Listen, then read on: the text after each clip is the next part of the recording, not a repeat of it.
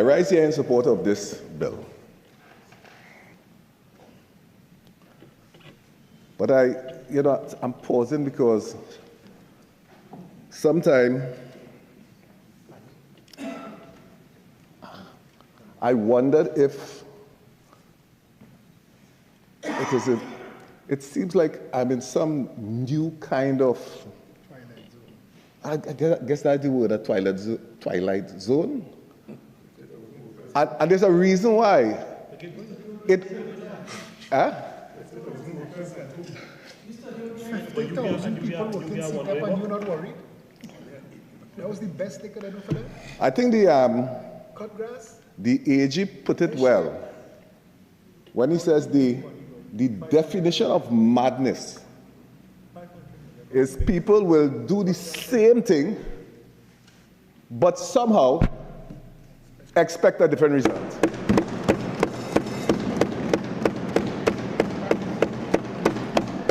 Same people.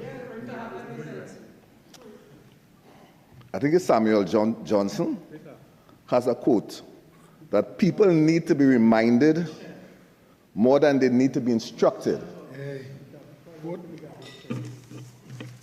And maybe it is that we have somehow lost sight of what has brought us here. It's almost sounding like we're dealing with something new for the first time. That's how it comes across.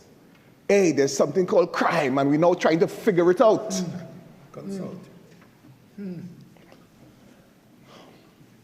My colleague is not here, Senator Courtney McNeish, but he shared some figures with us. Mr. President, he shared some figures with us yesterday. I don't know if that is lost to persons because it's almost sound like we're talking about the theory of crime. But I know this thing real. His figures were 2014, it had 403 murders. By 2015, it was 420 murders. By 2016, it was 462 murders. Now, people, this is real people. Only try to imagine some body bags. Just imagine some body bags lined up. 462 body bags. I know sometimes we have become desensitized because it has become fashionable to see young black men shot on social media, and we just move on. And we will call it what? Gang-related murders. It seemed not to create no stir again in us. In 2017, it was 495 murders. 2018, 517. 2019, and this is PNM time, just for the record, from 2015 go up. Murders increasing. Under the PNM, 517. 2019, 536. Thank God to COVID and the lockdown. You had a drop in 2020 to 393. Then back 2021, you had 448. Business as usual. COVID. 2022, 599 persons lost their lives. It's making up ground now. 2023, 577. And then we all know 2024, 625 persons lost their lives. They win. PNM win all the murders. Then in 2026, it dropped. 2025, it dropped to 369. The Honourable Senator pointed out on his simple analysis. What appeared to make a difference when you had a drop is when there was the implementation of a state of emergency. And you had a drop in murders and a drop in violent crimes. That's the only time. We have been dealing with this crime and criminality for years, decades. I really respect criminologist Senator Phillips. I respect that. I respect her. But guess what? We had criminologists speaking about crime and criminality for a long time, decades now. Everyone behaving as though we now trying to figure it out. We had Professor Emeritus Dr. Ramesh Diosaran for decades. ORTT, by the way. He was chairman of the Police Service Commission. Talking about all these crime and these measures that ought to be put in place. Colleagues, again, people need to be reminded more than they need to be instructed. In the battle against this crime, I see all kinds of careers destroyed. The most police commissioners we have changed as feeling that if we choose the right commissioner, that crime will be solved. Only recall how much of that we have done. A police commissioner will be placed, and somehow, somewhere, it was thought that if you get the right police commissioner, or you give him an appointment, that would have been the resolution. And with that, between 2010 and 2025, we had 8 police commissioners. You had James Philbert, Dwayne Gibbs, Stephen Williams, Gary Griffith, MacDonald Jacob, Erla Harewood Christopher, Junior Benjamin, and now we have Alistair Guevara. And that is within that 15 years, police commissioners, it works out about each of them getting about no more than 1.8 months in office. 8 years in office, rather. That's what it works out to, because you change, between 15 years, you had over 8. Now, which management theory could tell you could get something out of anything? When you have that frequency of a change in police commissioners, all being removed because we had one yardstick, crime and criminality, and every time we see more deaths, they say, well, that one, no good. Change the coach. Let's get a new commissioner. Well, don't talk about ministers of national securities. One after the other, they changed them. Between 2010 and 2025, you had Brigadier John Sandy, Jack Warner, Gary Griffith, Carl Alfonso, Edmund Dillon, Stuart Young, and we had Fitzgerald Hines, which was a joke, Marvin Gonzalez, and now we have our own Roger Alexander.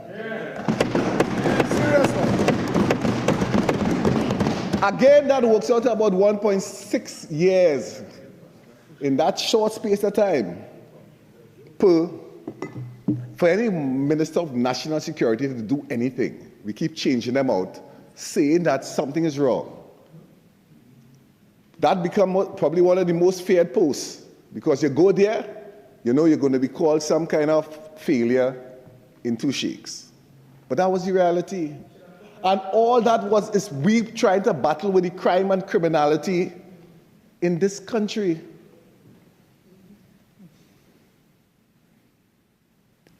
Well, don't talk about crime initiatives we had. Anaconda. That's where there's called where there's joint police, army police task force. That is almost the birthing of it. You had Operation Festive Shield, Operation Blue Line, Operation G-Ride, Prison Contraband Interdiction Operation, all different kind of titles we give, all in a battle with this out-of-control crime and criminality. We all have been treating with it. The discomfort I have is hearing everyone behaving like if we are now trying to treat with something and now trying to figure it out, and this government is just reacting. That's not so. That's not real. That's not the real history of this country. It has been something plaguing us for years.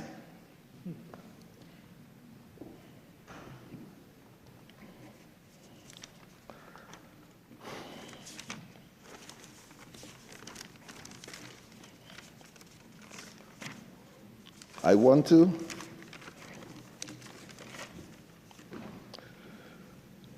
say that during that period of time, whether we like it or not, as Senator McNeish would have pointed out, the only thing that worked to save lives would have been the SOE. That's just a fact that we must come to recognize. And we are talking about 625 in 2024 and 369 in 2025.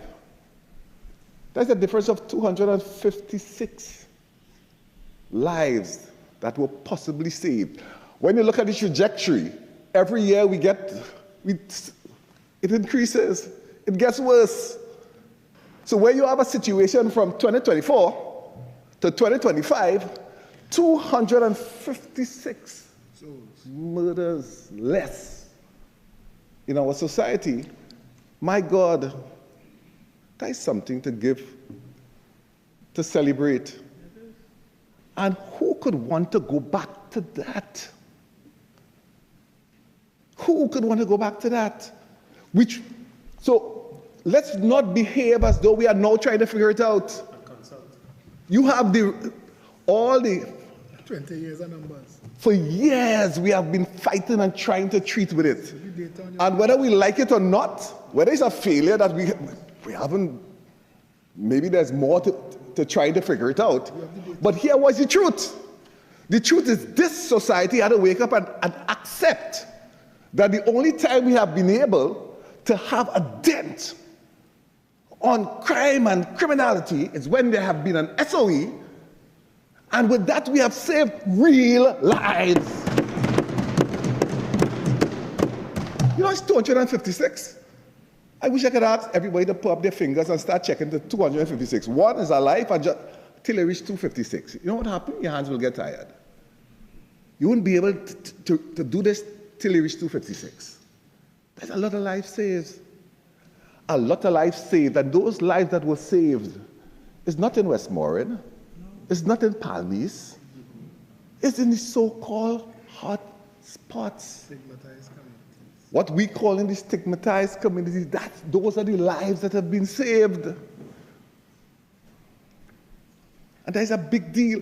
This is about saving the same people that you're fearful. It's saving real lives. Could there be a greater responsibility for any of us than to try to save lives? When we meet here, and if we could do something that could aid in the actual saving of lives. I have heard, I hear you, with all the concerns someone may say they have. Everyone here, and bright people, I get that. And you can have ideas. I get that too. But if you accept, over the years, the only thing that appeared to work was the SOE, that brought down crime and criminality, that saved lives. And then you have an approaching date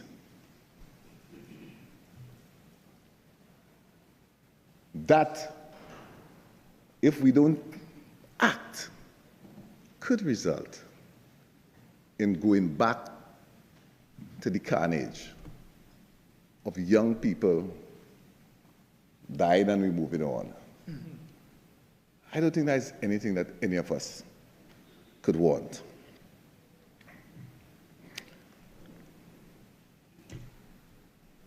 It was Drayton, I think it was, Senator Drayton. He would have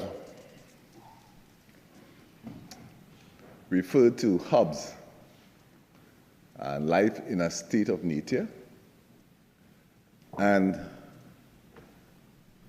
he would have talked about in Hobbes' theory that would have posited that life in a state of nature, and by state of nature meaning the absence of laws and almost the law of the jungle, so to speak, can be solitary, nasty, brutish, and short.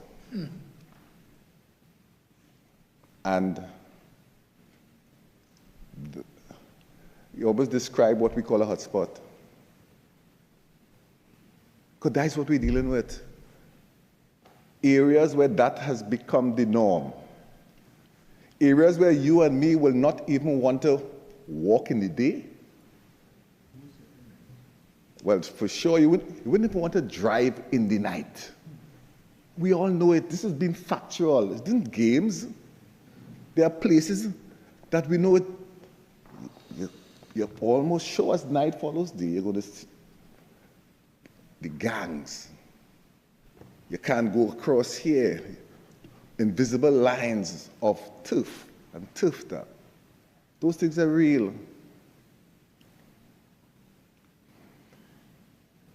There are places that our laws have become ineffective in governing behavior.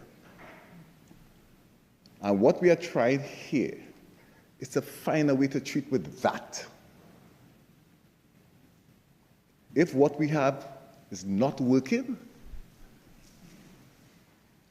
then we have to get something that will work. Change gears. And by deduction, over the years, the only thing that could work, and that has worked, for saving lives has been the SOE. And that is not to take away from what Dr. Ramesh, or Professor Ramesh Deosaran would have been speaking about for decades now, or what Senator Zola Phillips is speaking about now. That's not to take away from the fact that there's more to be done. That we all are aware that, yes, the issues that affect these communities are socioeconomic issues that must be addressed. They must be, we know that they must be addressed. But I know Senator Dr. Murray, I'm good at the Latin thing, but your piece of Latin says what? Do no harm. Primum non sere. Sere, all right. But first, do no harm. Those are your words. And I have no difficulty in that. What is the do no harm? We have a situation where lives were saved from 2024 to 2025. We have a responsibility to build upon that. We should not, if we fail to act, whatever nice academia and discourse, come 2026, that rather than less murders, we have more than 2024. Which one of us could say we have done a good job? If we were at 625 in 2024, we drop it. What this government is seeking to do is to ensure that we build upon that.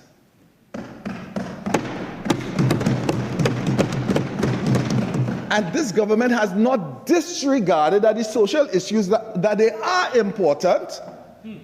So you have a bill that says, here what?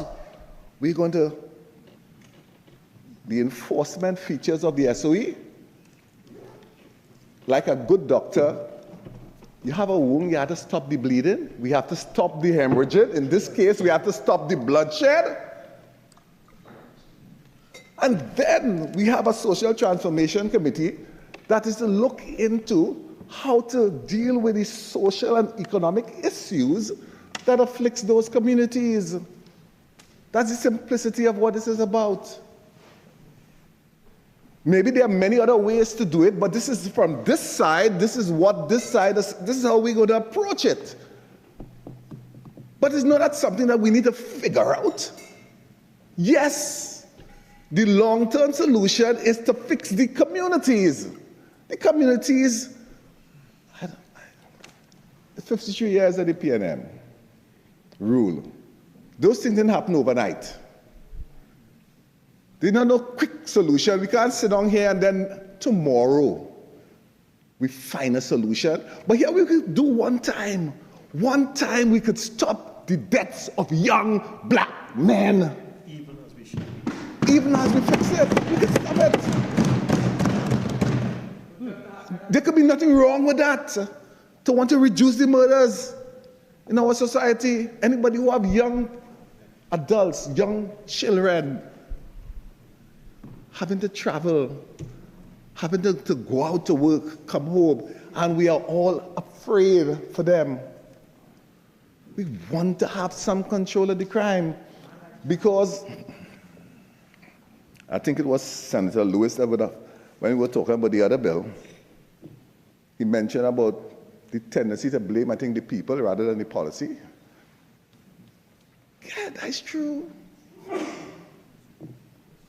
We know that those communities didn't come just so. It is a failure of policies over time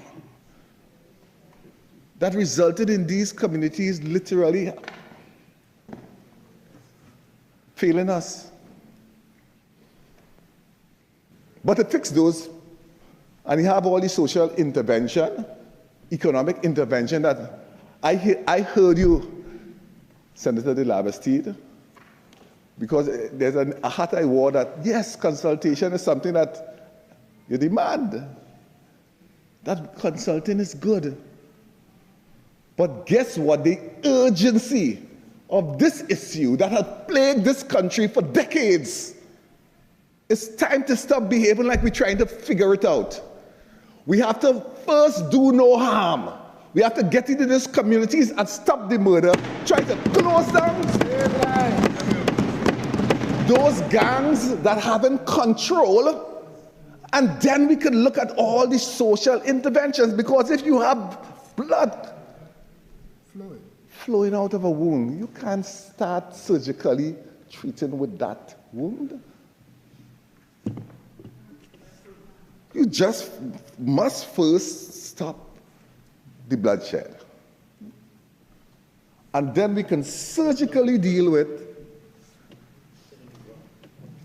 whatever social intervention, economic intervention, we will deal with it. Anyone could sit and come up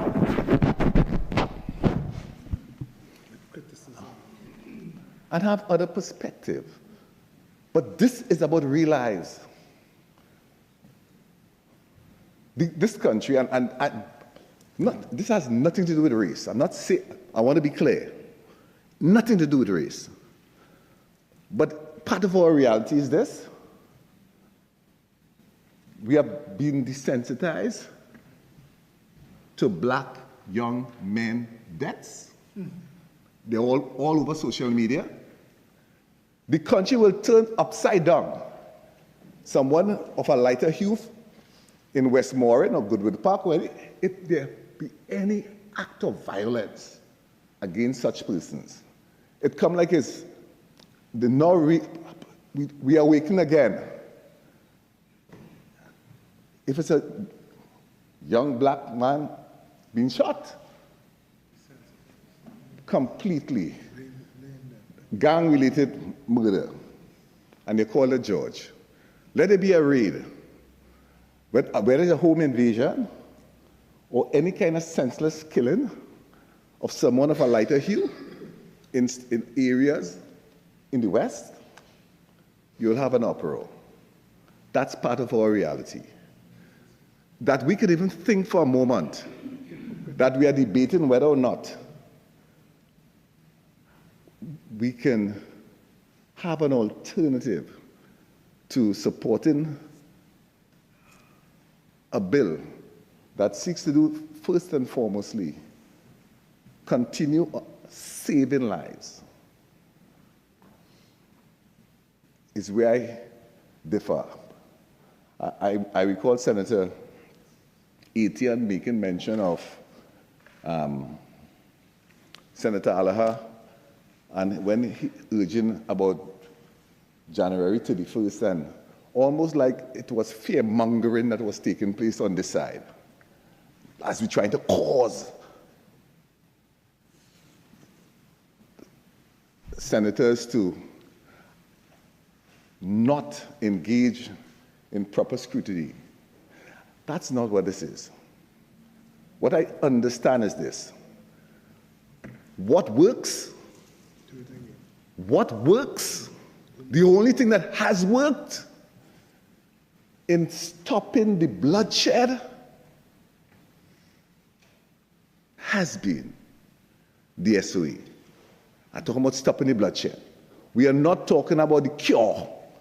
We know, and it's acknowledged by way of the recommendation for the Social Transformation Committee, that we had to go into these places and treat with a whole number of issues. Who talk about employment, I get that. Who talk about creating opportunities for the people in there, I get that. But you will not be able to do that if you have gang control, bloodshed being the order of the day. We will not be able to have that impact on those communities, and the next 10 years we'll be saying the same thing, only that it will be more, because the trajectory has been, if from 2014 it was 403, but in 2025 we're now to 625. What will happen next year and the year after that? That is what, as a government, we are trying to treat with. Holistically, treating with the issue. But the fact of the matter is, we must stop the bloodshed first of all.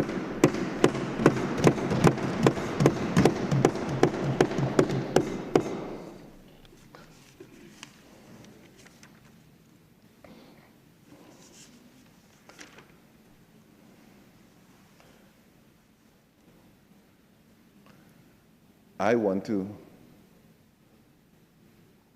ask the Senate to work with this administration, and let's save lives.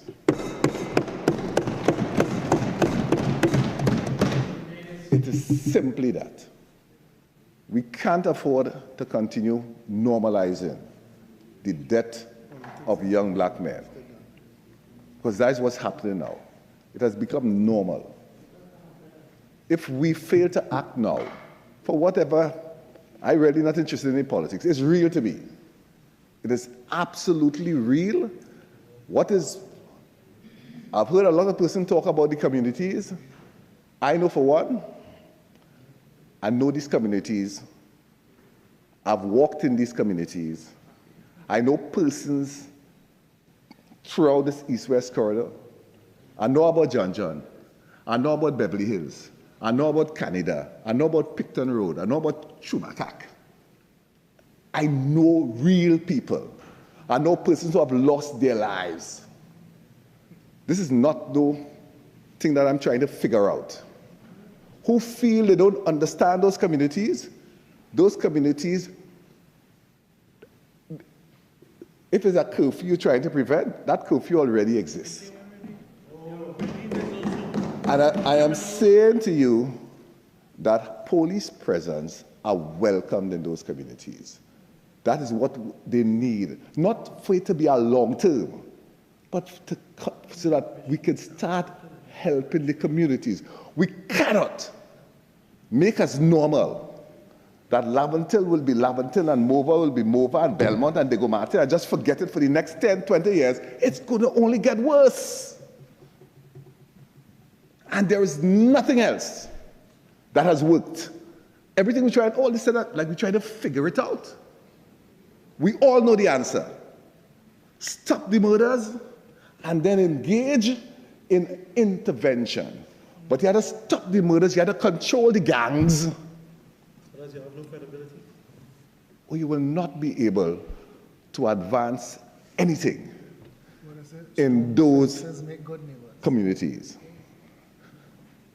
Mr. President, with those few words, thank you.